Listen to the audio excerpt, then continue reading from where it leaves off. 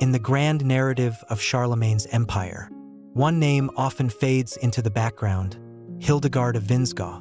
Yet, her influence was profound. Born into a noble family, she married Charlemagne not just as a consort, but as a crucial partner in his vision to unite Europe. Her wisdom, political acumen, and unwavering support helped Charlemagne navigate the complex challenges of empire building.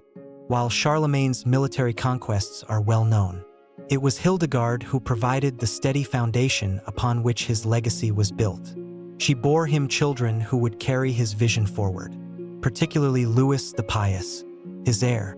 Though her role was largely behind the scenes, her contributions were indispensable in the creation of the Holy Roman Empire, a legacy shaped by both her strength and her silent influence. Hildegard's story is one of resilience, intelligence, and quiet revolution, proving that behind every great man is often a woman whose impact is lasting. Though rarely celebrated in the history books, the year was 770, and the world around her was shifting. The great Frankish kingdom, under the rule of King Charlemagne, was expanding, stretching its influence over lands that had once been fractured and divided. The distant echoes of empire could already be heard as Charlemagne's army marched across Europe, conquering and consolidating. Yet, in the far corners of this rapidly changing world, the fate of one woman would play a quiet, yet pivotal, role in shaping the course of history. Hildegard of Vinzgau was just a young woman when she first came to understand the weight of her family's power. The daughter of Count Gerald of Vinzgau, a nobleman in the region of what is now southern Germany. She was raised amid the tumultuous yet beautiful landscapes of the Holy Roman Empire's future heartlands. The castles that dotted the hills were not just fortresses. They were symbols of authority in a land where power was won not only by the sword, but also by the intricate webs of alliances and bloodlines. Born into such a family, Hildegard was aware of the role she was expected to play. As the only daughter of her father's prominent house, she was expected to uphold the family's honor and protect its position in a world that was constantly changing. Her future was not her own to determine, for she had little say in the political machinations that swirled around her. Her marriage, like that of so many women of her station, would be a matter of diplomacy, a way to secure alliances, strengthen bonds, and ensure the survival of her family in an ever-evolving political landscape. At the time, the Frankish kingdom was in a period of transition. Charlemagne, the king of the Franks, had already established himself as a ruler of extraordinary ambition. Though he had inherited the throne from his father, Pepin the Short, Charlemagne had proven himself a leader in his own right. A king who would not only extend the borders of the Frankish realm, but also lay the groundwork for a European empire that would last for centuries. The early stages of his reign had been marked by brutal warfare against external enemies, including the Saxons, who resisted Frankish rule, as well as internal struggles among rival noble factions. But the path to empire was not only built with swords and blood, it was also crafted with marriages that tied together powerful families. And it was this very strategy that would bring Hildegard into Charlemagne's orbit. Hildegard's first encounter with Charlemagne was not one of immediate attraction, nor was it marked by a romantic exchange. It was a carefully orchestrated meeting between two families who saw the advantages of an alliance. Her father, Count Gerald, had long been a supporter of Charlemagne, and as the Frankish king's power grew, it became evident that his influence could reach even further through the right marriages. Charlemagne, already a king with an eye on greater power, knew that uniting with influential families was just as crucial as military conquest. The noble house of Vinzgau, with its connections and strategic position, offered a valuable alliance. For Hildegard, this meeting would mark the beginning of a path she had not chosen for herself, yet one she could not escape. The first time Charlemagne laid eyes on her, he saw more than just a beautiful woman. He saw the potential to cement an alliance that would strengthen his power base in southern Germany. Hildegard, ever the dutiful daughter, saw not a king, but a man who could elevate her family's status. and perhaps offer her a chance to shape a greater destiny for her people. The negotiation between Charlemagne and her father was swift, but Hildegard felt the weight of the decision pressing down on her. It was a marriage founded not on passion or affection, but on practicality and the deep-rooted need for survival in an increasingly fractured world. Charlemagne, though known for his conquests, was not indifferent to the qualities that made a ruler respected. He sought not just beauty, but wisdom and strength, qualities that Hildegard would come to demonstrate in abundance. In the quiet chambers of her family's castle, the days leading up to the wedding were filled with ceremony and ritual. While the external preparations were grand, servants bustling about, nobles arriving to witness the union, Hildegard herself found little time to reflect on the life she was about to embark upon. Instead, she focused on her duties, her role as a woman of noble birth. She knew that, as the wife of Charlemagne, she would be expected to give birth to heirs who could carry on the legacy of the mighty king. It was a duty she would embrace with a grace that would one day earn her respect in the courts of Europe. When the marriage finally took place, it was a union that marked the beginning of something much larger than the two individuals involved. Charlemagne, at the age of 28, was already a man of great promise, but with Hildegard by his side, he would begin to transform from a king into an emperor. Though Charlemagne's ambitions were vast, they were not without their complexities. The pressures of ruling an expanding kingdom, of maintaining power amidst so many competing factions, weighed heavily on him. As much as he was known for his military campaigns, Charlemagne was also a man with a profound sense of duty to his people, to his empire, and to his family. And it was Hildegard who would become the woman he relied on during his most challenging moments.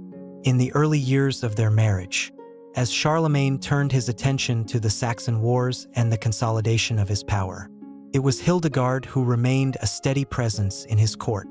Though she was often in the background, her counsel was valued in ways few others understood. Over time, Hildegard began to find her footing within the complex and often turbulent Frankish court. She learned not only to navigate the politics of the royal family, but also to maintain the delicate balance between her role as a wife, a mother, and a political figure in her own right. As the mother of several children, Hildegard was keenly aware of the role her children would play in the future of Charlemagne's empire. Her first child, a son named Louis, would grow to become a key figure in the future of the Holy Roman Empire. But for now, as she moved through the halls of her new home, she understood that her most important task was to ensure the survival of the empire, and that meant raising children who could inherit Charlemagne's legacy and carry it into the future. The first few years of their marriage were marked by a shared understanding of duty. Though their bond was forged by political necessity, it was clear that Hildegard and Charlemagne were more than just two people bound by marriage. They were partners, and together they would face the challenges of ruling an empire. Hildegard, in her own quiet way, would come to play a central role in the shaping of the Frankish kingdom, helping to steer it through turbulent times, and ensuring that her husband's vision would endure beyond his reign. The years after their marriage passed in a flurry of royal duties, political maneuvering, and constant battles to solidify the Frankish kingdom. Charlemagne, a king of relentless ambition, was both a military strategist and a visionary. The vision of a united Europe, one that would revive the glory of the ancient Roman Empire, was always in his mind. But it was also a vision that required immense sacrifice. As his kingdom expanded, so too did the burden of leadership. For Hildegard, these early years were defined not only by her role as queen consort, but also by the emerging realization that her contributions would be more crucial than she had initially understood. The role of a queen in the medieval world was often one of background. Her influence felt primarily through the realm of motherhood and the bearing of heirs. Yet for Hildegard, it was clear that her life would be far more involved in the political and social workings of the empire than she had ever imagined. In the first few years of their marriage, Charlemagne's military campaigns consumed much of his attention. The Saxons to the north, who had long resisted Frankish rule, required constant effort, Charlemagne's determination to convert them to Christianity and bring them into his empire saw him engaged in relentless warfare. Yet, even amidst the clamor of battle, Hildegard's role was not one of passive observation. She became Charlemagne's confidant, and the counsel she offered was invaluable. The court in Aachen, their primary residence, was filled with courtiers and advisors. Yet it was often Hildegard who was called upon in the most delicate matters of governance. Her influence was most apparent in the management of the empire's internal affairs. Charlemagne, though a brilliant strategist, often found himself facing challenges not just from external enemies, but from within his own court, factions among the nobility, the delicate balance of power between the church and state, and the immense difficulty of governing such a vast empire placed tremendous strain on the king. It was here that Hildegard's wisdom proved invaluable. As a woman who had been trained in the ways of diplomacy and negotiation from an early age, she navigated these challenges with grace and subtlety, helping Charlemagne maintain unity within his court. Though the king was often away on military campaigns, Hildegard took on the responsibility of managing the day-to-day affairs of the kingdom. She became a symbol of stability in a time of constant change. With Charlemagne's growing military focus, it was often Hildegard who oversaw the administration of newly conquered lands, making decisions that would affect the lives of countless people. She understood that her position was not just ceremonial, but one of great influence, and she wielded it with a careful balance of pragmatism and compassion. As the years passed, Charlemagne's empire grew, and so did their family. Hildegard bore Charlemagne several children, each of whom would play a role in the future of the empire. Her firstborn, Louis, would eventually succeed his father as emperor, but at this early stage, he was simply a child growing up in the shadow of greatness. The birth of each child added to the sense of importance that Hildegard felt in her role. She was not just a wife. She was a mother to the future of an empire. Raising children in such a turbulent time was no easy task. With the constant threat of rebellion, the demands of courtly life, and Charlemagne's ongoing military engagements, Hildegard had to carefully manage both the upbringing of her children and the complex politics of the royal court. She worked tirelessly to ensure that her children were well educated and trained in the skills they would need to rule, should the time come. But her role was not solely about providing heirs to the throne. It was about shaping the future of the empire through them.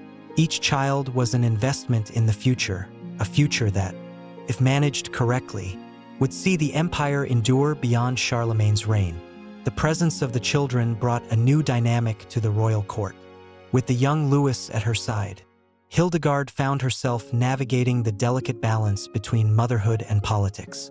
She understood that, while Charlemagne focused on expanding the empire, she had to focus on securing its future through her children. She spent countless hours instructing Louis in the ways of leadership, teaching him the lessons that would help him one day rule. In the court of Charlemagne, there were whispers of the king's leadership style, often strong, occasionally harsh, but always visionary. His desire to create a new Rome, a new Christian empire that would rival the ancient world, was a driving force in his every decision. Yet, it was Hildegard who softened the edges of his rule. Her wisdom, patience, and understanding of human nature made her a trusted advisor.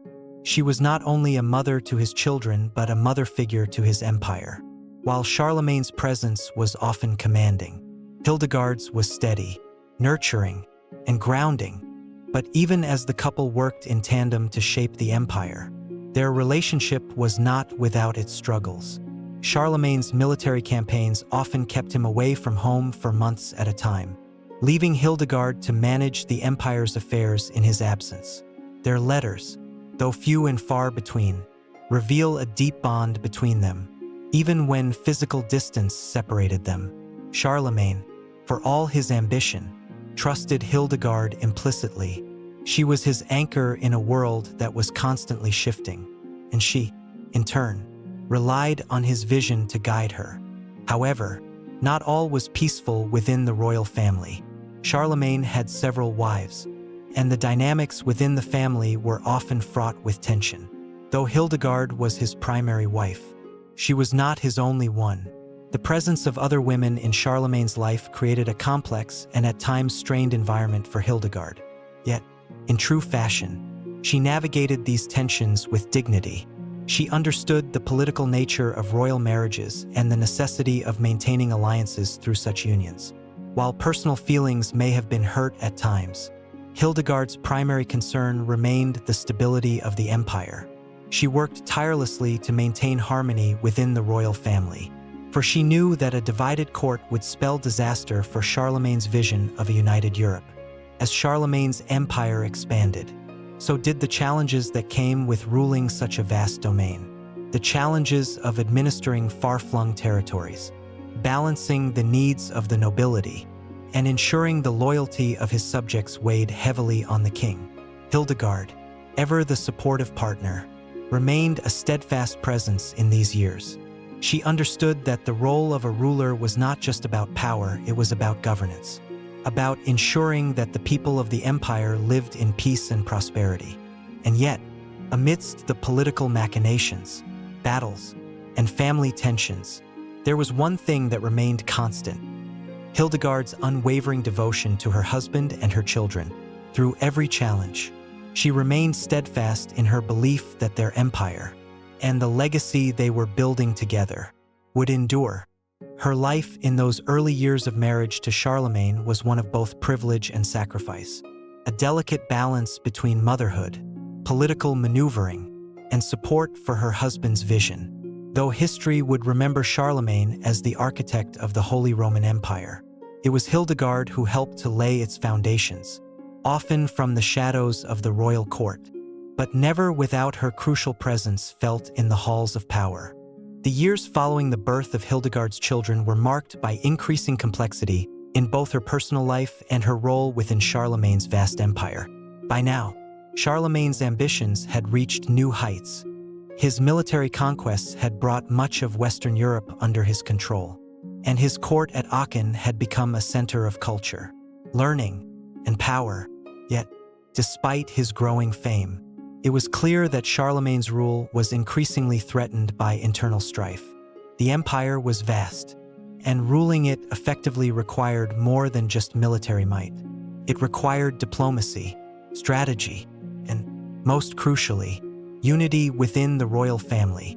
Hildegard was acutely aware of the delicate balance she had to strike.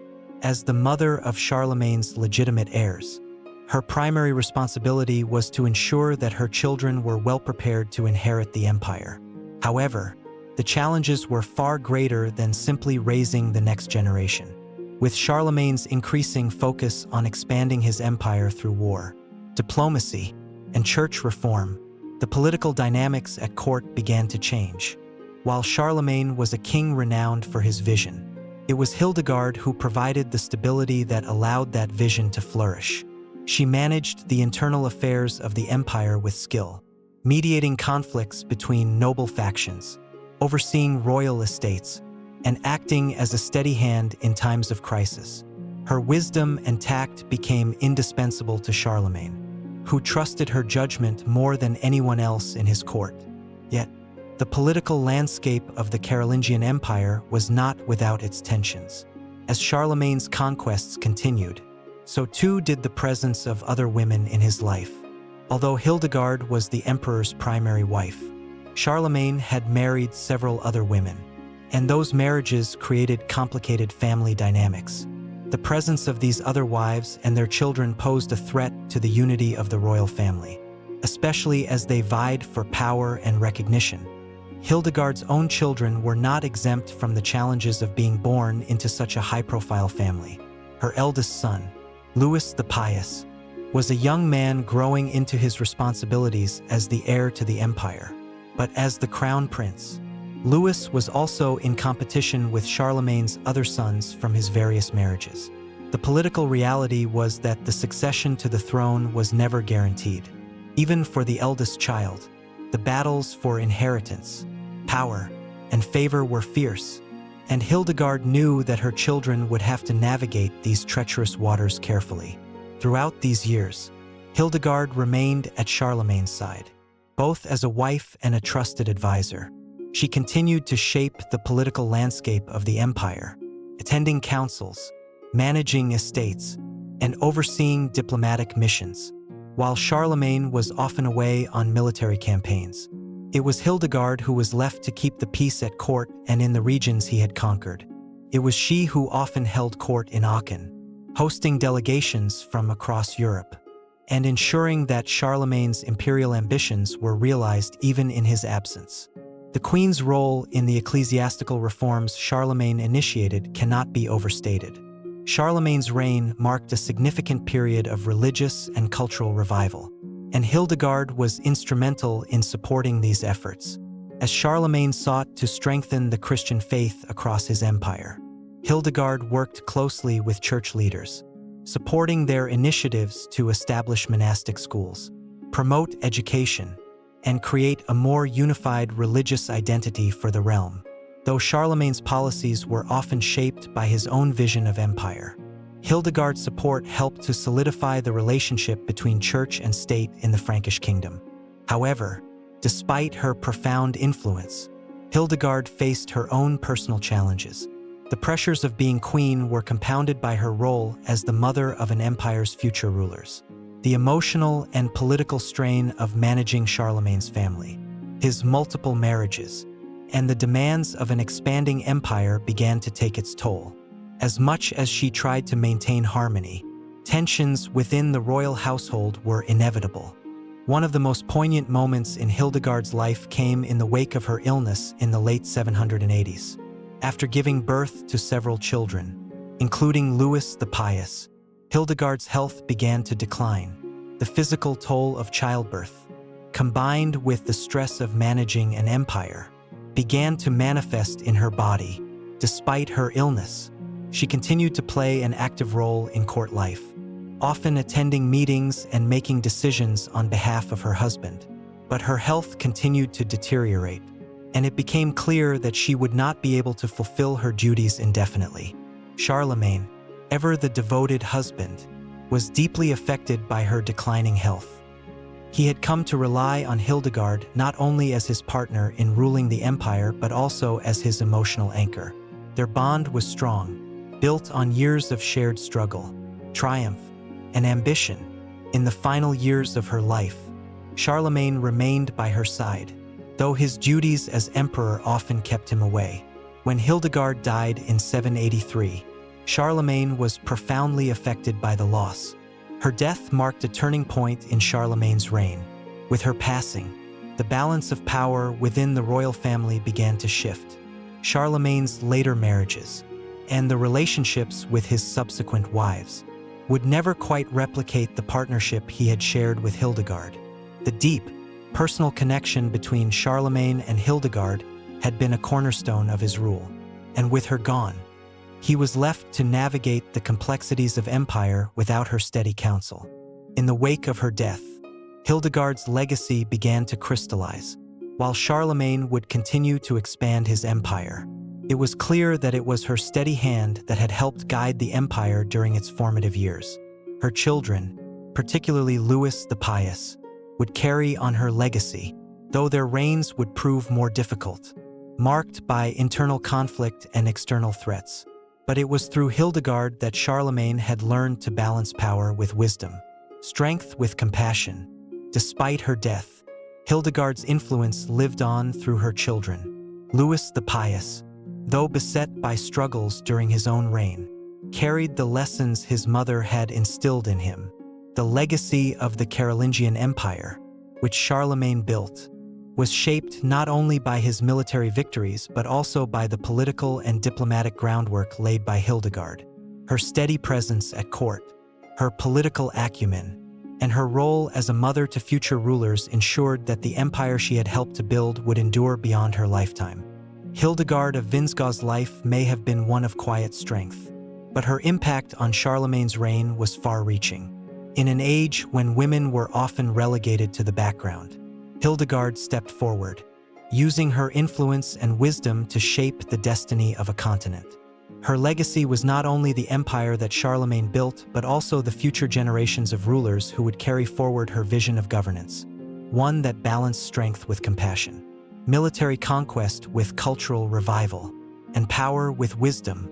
The years after Hildegard's death were a time of immense change for Charlemagne and the empire she had helped shape.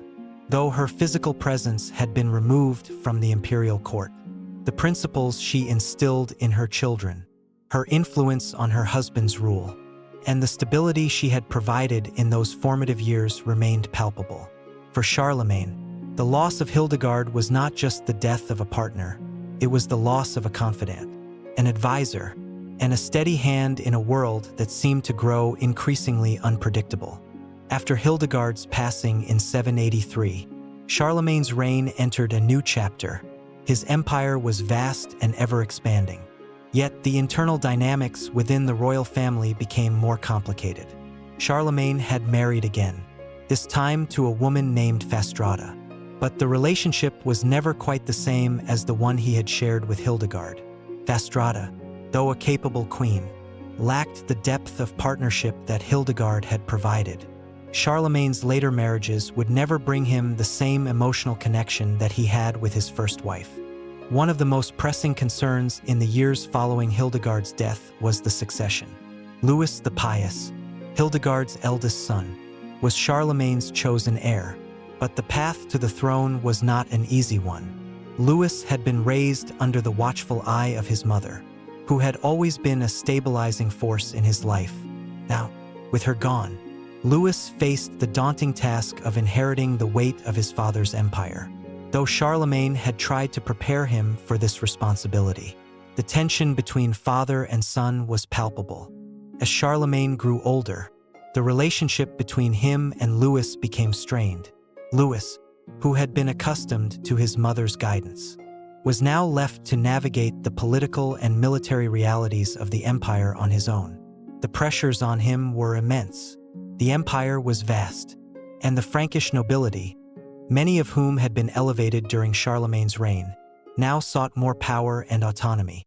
Louis, though intelligent and capable, lacked the experience and political savvy that his father had accumulated over a lifetime of conquest and governance. The court at Aachen, once a place of unity, became a site of increasing tension as Charlemagne's other children, born of his later marriages, also eyed the throne.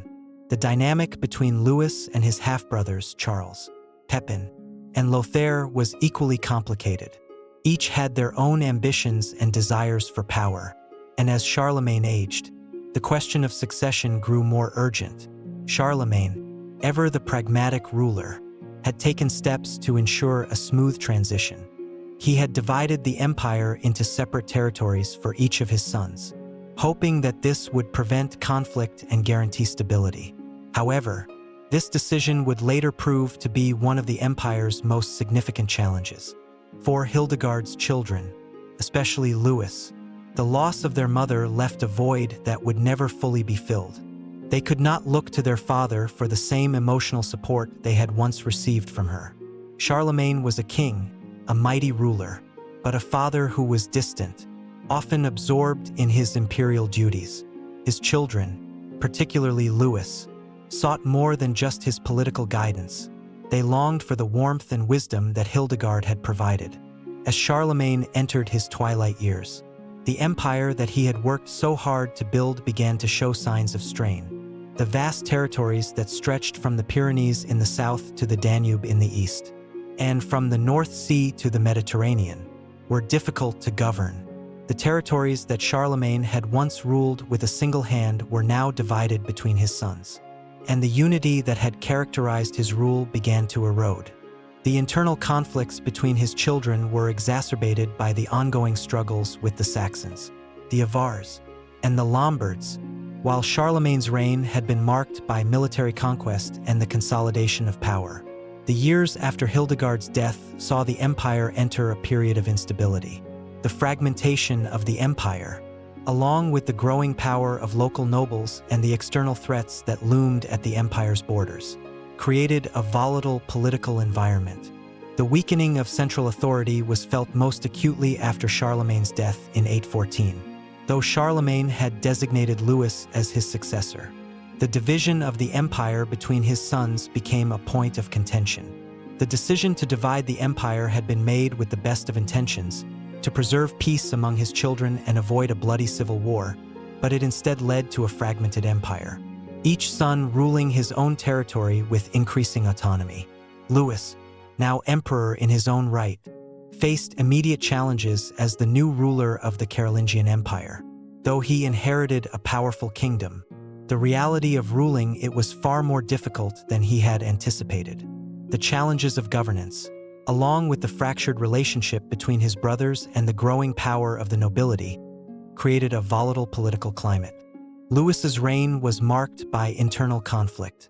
His brothers, Charles the Bald, Pepin the Hunchback, and Lothair, all sought to expand their own power at the expense of the empire's unity. In an attempt to maintain peace, Louis attempted to divide the empire further, giving each of his sons control over portions of the realm. But this only deepened the divisions within the family, and the empire was gradually torn apart by factionalism. Louis's struggle to assert control over the fragmented empire was compounded by the external threats that loomed at its borders. The Saxons, ever rebellious, continued to resist Frankish rule, and the Avars and Magyars were a constant threat to the eastern frontier. Meanwhile, the Vikings, whose raids had been felt throughout the Frankish lands, began to make their presence known.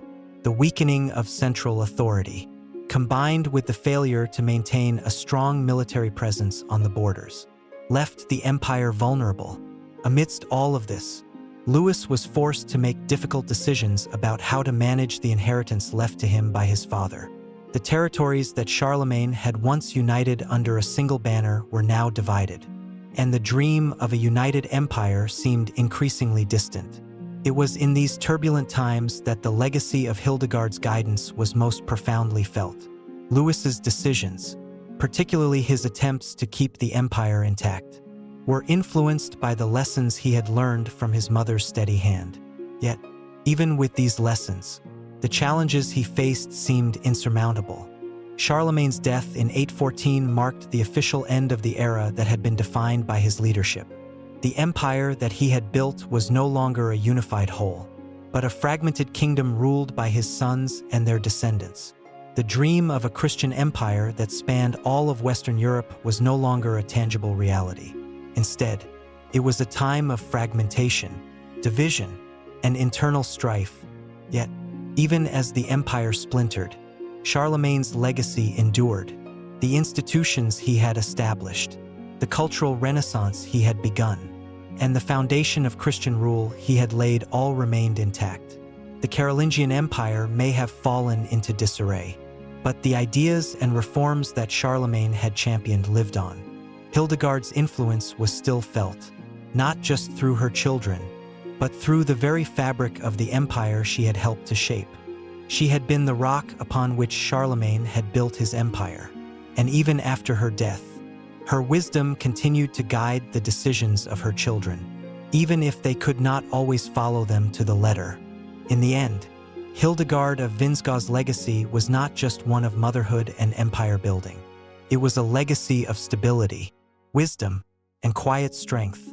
Through her, the foundations of the Carolingian Empire were laid. And though that empire may have eventually fractured, the principles she helped instill would live on in the hearts of her children. And in the history of Europe, the year 814 marked the death of Charlemagne, the first Holy Roman Emperor. He had created a vast empire that spanned much of Western Europe. And upon his death, the weight of that empire fell on his sons, Louis the Pious in particular.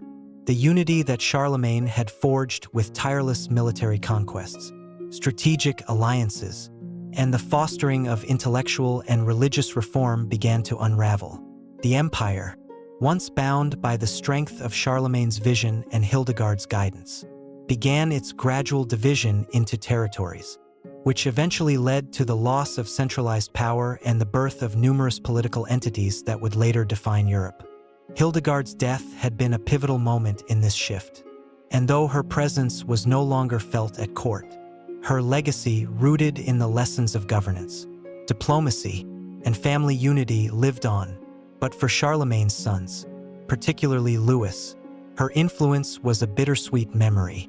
Louis, now the sole ruler of the empire, inherited not just the physical lands but also the burden of his father's ambitions. The lofty ideals that Charlemagne had once fought for, an empire unified under Christian rule, began to seem increasingly distant. Louis was, without a doubt, a capable ruler, yet, as he entered his reign as emperor, the unity that had defined his father's reign was already beginning to fracture. The decision to divide the empire among his sons, made by Charlemagne during his lifetime, was now a decision that had come to haunt him. While Charlemagne had intended to avoid conflict by giving each son a portion of the kingdom, the result was a series of internal power struggles that would define Louis's reign. As the years passed, the challenges Louis faced grew more complex. Not only did he struggle with his half-brothers, each vying for their own piece of the empire, but his relationships with his own sons began to deteriorate. The empire that had once been a shining example of Christian unity, military prowess, and intellectual revival was now teetering on the edge of fragmentation. Louison, rather than standing together in solidarity, began to fight among themselves, driven by their own ambitions for power. The unity of the Carolingian dynasty seemed increasingly tenuous. The seeds of conflict were sown early in Louis's reign. In an effort to maintain stability, he made efforts to promote religious reform and to maintain a semblance of centralized power. But the nobility, now more powerful than ever, began to assert their autonomy, and the once feared military campaigns of Charlemagne became more difficult to sustain. The pressures of maintaining control over such a vast territory, combined with the rise of local power structures, proved to be more than Louis could manage. His sons, meanwhile, emboldened by their inheritance and their own ambitions, began to challenge his authority. The empire that Charlemagne had so carefully constructed began to show signs of collapse. The Carolingian Empire, which had once been united under the vision of a single ruler, now fragmented into three distinct parts: West Francia, later to become France; East Francia, the precursor to the Holy Roman Empire; and the Middle Kingdom, which was a patchwork of territories that would eventually become the Low Countries, Burgundy, and parts of Italy. This division was solidified in the Treaty of Verdun in 843, a moment that marked the official beginning of the breakup of Charlemagne's empire. His grand vision, which had once seemed so attainable, was now a thing of the past. Yet, even as the empire began to fall apart, the legacy of Charlemagne and Hildegard lived on in subtle ways. Though their empire was divided, the intellectual and cultural revival that they had instigated continued to influence the regions they had once ruled. Charlemagne's support for the arts, education, and the Christian faith had given rise to what historians would later call the Carolingian Renaissance, a revival of learning and culture that would have lasting effects on Europe.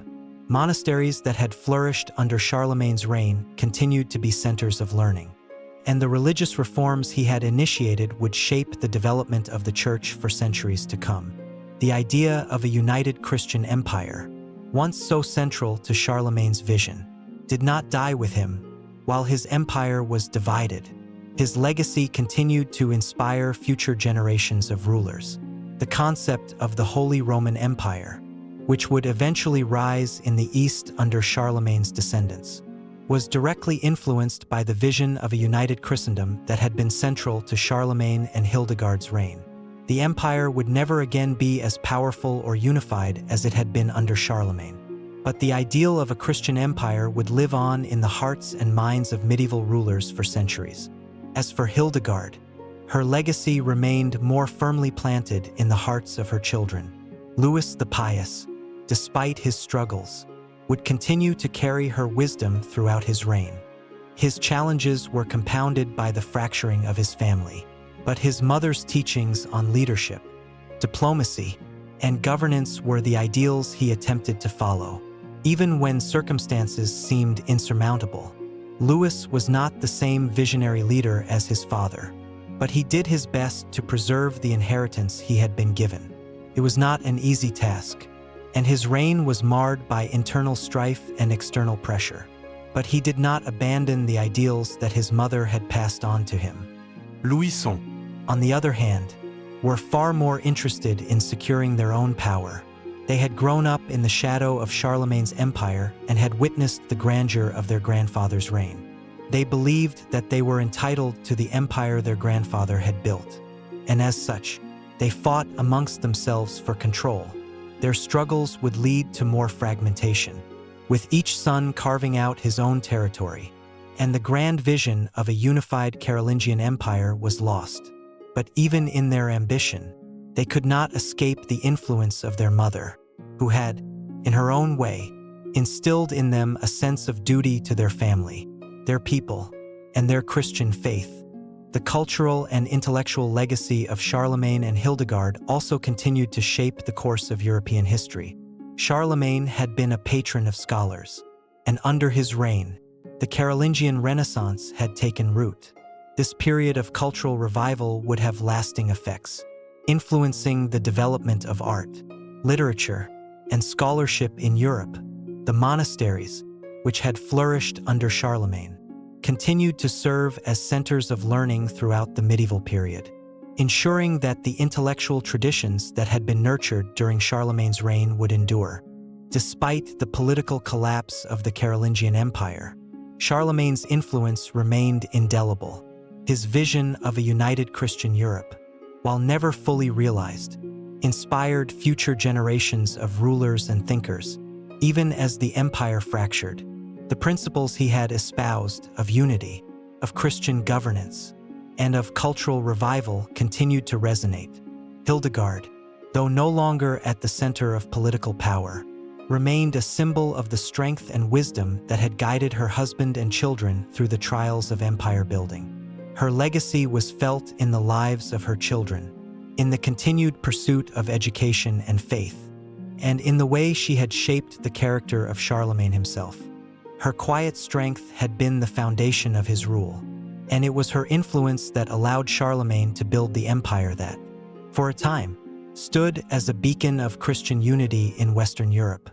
As the centuries passed, the Carolingian Empire would fade into history, and Europe would be reshaped by new powers and new kingdoms.